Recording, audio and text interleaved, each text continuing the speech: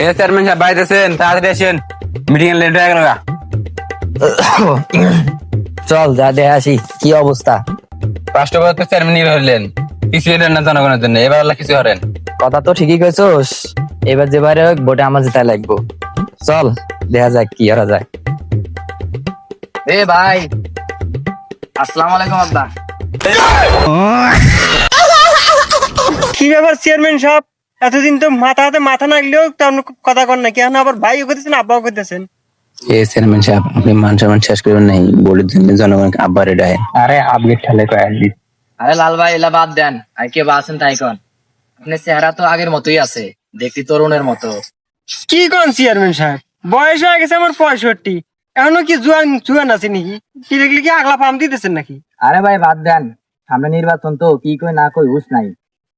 আমার বাড়ি তো জান না মেলা দিন ধরে, আজকে যাইন, দাওয়াত রইলো, সুরমা পোলাও সবকিছু রেডি আছে, যাইন। চেয়ারম্যান সাহেব এগুলা খাবার আগের গলা দিয়ে নামবো না, নামলেও হজম হবো না। চেয়ারম্যান সাহেব হঠাৎ করে এত খোঁজ খবর নিতেছেন কিছুর জন্য? এ চেয়ারম্যান সাহেব, লাল ভাই দাওয়াত দেন, আগে কি দাওয়াতটা দেবেন না? এ লাল ভাই, চেয়ারম্যান তো খাওয়া দাওয়া ভালোই হলো, এখন কোনো কাম দাম করবে নেই আবার? আরে না, সামনে নির্বাচন তো, ভোট চাইবো সেজন্য তো নেই, ভালো মন্দ ছিলাম। এই দুই মানি করবো। কিরে, খাওয়া দাওয়া তো ভালোই খালি, এবার আল্লাহ ভোট তো দিয়ে আমাকে তুলে দিস, তো করি উপকার হবো। আচ্ছা চেয়ারম্যান সাহেব, আসি আপনার পাশে। আচ্ছা চেয়ারম্যান সাহেব, ভোটের দিন কি অর্ডার দিয়ে বাড়াবেন না আমরা আইডিয়া দাম ভোট দিতে? আরে সমস্যা নাই, ভোটের দিন ঠেলা গাড়ি দিয়ে পাঠামু, ঠেলা গাড়ি যদি না থাকে তাহলে আমি তোর গাড়ি হারে নিয়ে যাবো।